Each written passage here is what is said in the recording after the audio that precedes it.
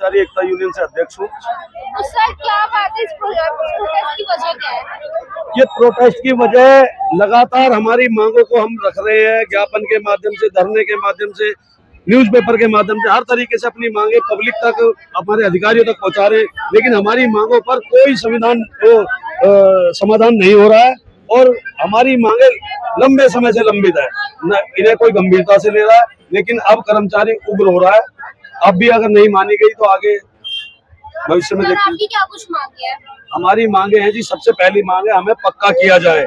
हमें 15 साल 20 साल हो गए यहाँ अनुभव लेते हुए, हमारा काम इतना संतोषजनक रहा है, लेकिन विभाग ने आज तक हमारे किसी कर्मचारी को पक्का नहीं किया, जबकि सुप्रीम कोर्ट के आदेश हैं समान काम समान वेतन, हमें वो भी नहीं मिल रहा। बेसिक डीए ग्रेड पे जो हमारे लिए लागू होना था, इन्होंने अपने अधिकारियों के लिए लागू कर लिया, जो वो भी कॉन्ट्रैक्ट पे बैठे हैं उनको। तो हम चाहते हैं हमारे को भी बेसिक डीए ग्रेड पे मिले, हमें एक 60 साल की रोजगार की गारंटी मिले। अच्छा ललित जी, आज रामदास अठावले जी की पार्टी से काफी लोग यहाँ आए थे, तो उन्होंने कैसा आश्वासन दिया, कैसे आपकी बात को आगे लेके जाएंगे वो? उन्होंने सबसे पहले आते ही बताया कि देखो हम राजनीति करने नहीं आए, राजनीतिक उद्देश्य से नहीं आए हैं, हम कर्मचारियों के साथ हैं, हम निचले तबकों के साथ हैं और आपके साथ रामदास अठावले जी आपकी आवाज को उठाने के लिए आपके बीच आएंगे और उनका ये नेतृत्व करने आए थे, उनके प्रतिनिधि बनकर हमारे पास आए थे और आगे हमारी लड़ाई को रामदास अठावले जी भी अपने लेवल पे लड़ेंगे। मतलब किस तरह का आश्वासन मिला आज उनसे?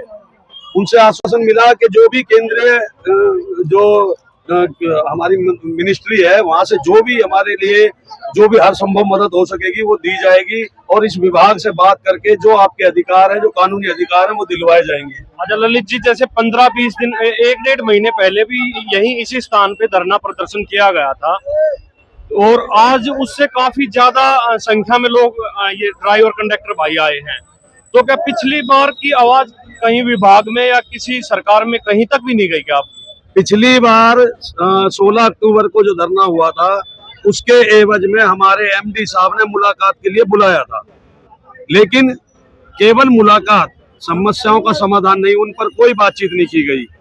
तो अब जो है ये लोग जितनी भीड़ देख रहे हैं आप, ये पीड़ित हैं, अपनी पीड़ा को सुनाने आज बड़ी संख्या में आए थे। आज हमने फिर ज्ञापन दिया है, लेकिन हमने साथ साथ ये चेतावनी भी दे दी कि अगर आने वाले 15 दिनों में इन समस्याओं का समाधान किया जाता है तो ठीक, वरना चक्का जाम भी हो सकता है, हड़ताल भी हो सकती है, हम अपना काम बंद कर देंगे। तो सर अभी आपको आगे से कोई आश्वासन मिला नहीं मिला अभी तक? देखिए जी, हमारी सरकार भी गूंगी बहरी है। हमारी मुख्यमंत्री साहिबा आज यहाँ से 2 किलोमीटर दूर राजघाट डिपो में आई हुई है, लेकिन जो डीटीसी को चलाने वाले मेन आदमी है, रीढ़ की हड्डी है, वो यहाँ पर है, उनके पास समय नहीं है हमारी व्यथा सुनने का। तो ऐसी गूंगी बहरी सरकारों को सुनाने के लिए जो धमाका करना है वो करने के लिए कर्मचारी तैयार है। या तो हमें बिल्कुल हाथ जोड़कर विनम्रता से हमें ये दे दिया जाता है तो ठीक, और नहीं दिया जाता तो उग्र भी होंगे। आने वाले फरवरी में विधानसभा के चुनाव होने वाले हैं, क्या आपको लगता है कि अगर डीटीसी जितने भी कर्मचारी उनकी मांगे पूरी नहीं होंगी तो आप अगला मौका दोबारा आम आदमी पार्टी को देंगे? देखिए, जब कर्मचारी बागी होता है अच्छी सरकारें गिर जाती हैं। यहाँ प्रत्येक कर्मचारी अपने घर के बाहर होर्डिंग लगाकर बताएगा कि ये डीटीसी कर्मचारी का घर है, यहाँ आम आदमी पार्टी वोट मांगने ना आए, वरना जो उन्होंने सोचा नहीं होगा वो होगा, वोट मिलना तो दूर की बात। तो जब कर्मचारी उग्र होगा तो उनके विरोध प्रदर्शन करेंगे, उनके दुष्प्रचार में सम्मिलित होंगे। दुनिया प्रचार करती है, हम दुष्प्रचार करेंगे, इनको वोट नहीं देना।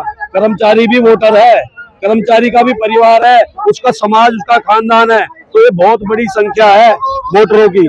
तो सरकारों को कहीं ना कहीं इसका नुकसान उठाना पड़ेगा। या तो सरकारें हमारी मांगे माने, जो हमारी कानूनी मांगे, हम जबरदस्ती कुछ नहीं मांग रहे, जो हमारा कानूनी अधिकार है, हमारा हक है, वो हमें दिया जाए। क्या लग रही है कि आपकी जो मांगे हैं उनको अनसुनी कर दी जा रही है?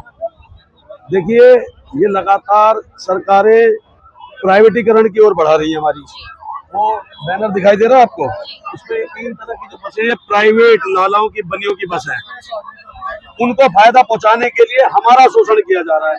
महिलाओं को फ्री करने के लिए इनके पास पैसा है, बिजली पानी फ्री करने के लिए इनके पास पैसा है। फ्री में तो ऐसा ही मिलता है, आज पानी गंदा मिल रहा है। दीपावली के टाइम में अखबारों में दिया गया था इन एरियो में पानी नहीं आएगा। जब त्योहारों के दिन में हमें पीने को पानी नहीं, हम मिठाई खाने की सोच रहे हैं, हमें पीने को पानी नहीं है। तो ऐसी जो फ्री की व्यवस्था है वो हमारा पेट काट के मत दो। आप बिस्लेरी फ्री कर दो, हमें कोई दिक्कत नहीं है। एसी लगवा दो हमारे घर में, बिजली फ्री कर दो, हमें कोई दिक्कत नहीं।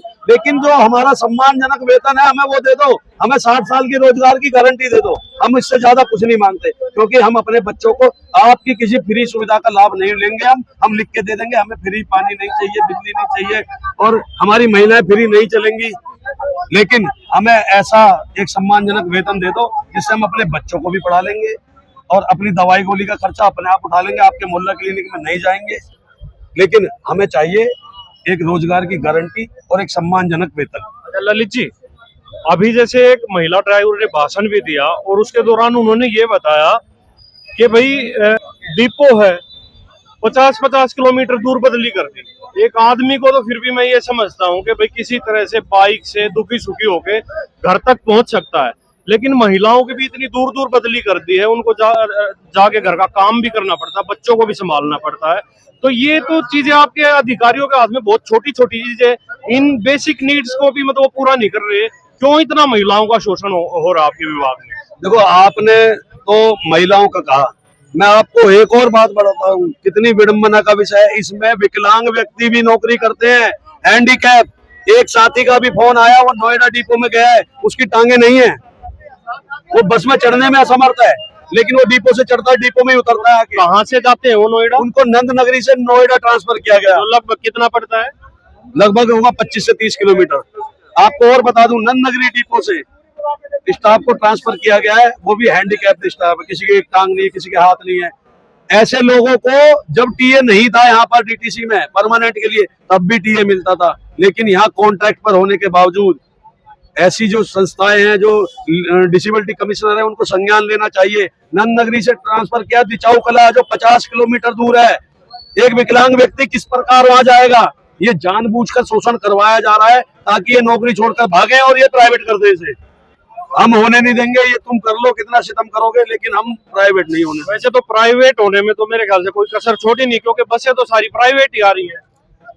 प्राइवेट आ रही है, लेकिन उन पे डीटीसी को लिखा, प्राइवेट लिख दो, हम भी अपने घर चले।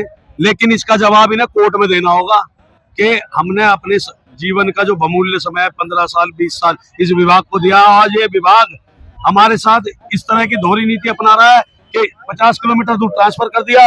अगर वहां पे जाने आने में दिक्कत होती है, 50 किलोमीटर जाना 50 किलोमीटर आना, एक दिन में 8 घंटे की ड्यूटी के लिए, यानी कि वो 16 घंटे की ड्यूटी। तो रेगुलर आदमी 16 घंटे काम नहीं कर सकता। तो जो आदमी आज जा रहा है, कल छुट्टी कर रहा है, फिर परसों जा रहा है, उसके अगले दिन छुट्टी कर रहा है, इन एब्सेंटों को काउंट करके ये जवाब दे रहे हैं कि अब आपका एग्रीमेंट नहीं किया जाएगा, आपके एब्सेंट ज्यादा है। तो कहीं ना कहीं ललित जी, एक मुद्दा बार बार उठाया जाता, बार बार आता कि नई बसें जो आती हैं उनमें कंडक्टर को तो रख लेते हैं, लेकिन जो कॉन्ट्रैक्ट के ड्राइवर भाई हैं उनको उस पे नहीं। वो कहीं कहते हैं कि भाई जहां से बसें आई हैं उन्हीं मालिकों ने अपने ड्राइवर भेजे हैं, तो ड्राइवर भाइयों को उन बसों पे नहीं रखता। इसका क्या कारण है? देखिए, जैसे आपने बताया, जिनकी बसें आई हैं उनके वहीं से ड्राइवर आए हैं, तो मुझे नहीं लगता उस कंपनी में ड्राइवर बनते हैं जो बस के साथ एक बना के भेजा गया है। ये ड्राइवर हमारे ही हैं यहाँ। इनका उत्पीड़न इतना किया जा रहा है कि यहाँ से नौकरी छोड़ के उनकी बस चलाने जाए ताकि उन लालाओं को फायदा हो। ये केजरीवाल जी खुद लाला है और ये दूसरे लाला को फायदा पहुंचाने के लिए हमारी बलि चढ़ा रहे हैं, हमारे रोजगार की। अगर हमारी बलि चढ़ी, ये प्राइवेट हुई, तो इनको दिल्ली से उखाड़ने का काम भी ये कर्मचारी करेगा। इसका जवाब, इसका नुकसान इन्हें उठाना पड़ेगा, जवाब हम देंगे। धन्यवाद ललित जी। तो ये थे ललित चौधरी जी, जिनका दिल्ली सरकार जो गूंगी बहरी बनकर बैठी है, जो डीटीसी कर्मचारियों का दर्द नहीं सुन रही है, किसी भी प्राइवेट विभाग का दर्द नहीं सुन रही है। अब की बार डीटीसी के इन तमाम वर्कर्स ने खुली चेतावनी सरकार को देते हुए ये चेताया है कि अब की बार हमारी सुनवाई नहीं हुई तो कहीं ना कहीं सरकार को भी पलट के हम रख देंगे। तो इस दिल्ली की गूंगी बहरी सरकार जो ड्राइवरों का दर्द नहीं समझ रही है, उसको इस धरने के माध्यम से आज ये इन डीटीसी के वर्करों की एक आवाज थी। मैं आईपी डिपो से ललित भारद्वाज, मेरी पहचान चैनल से अपने कैमरामैन साथी दीपक गौतम के साथ, जय हिंद, जय भारत।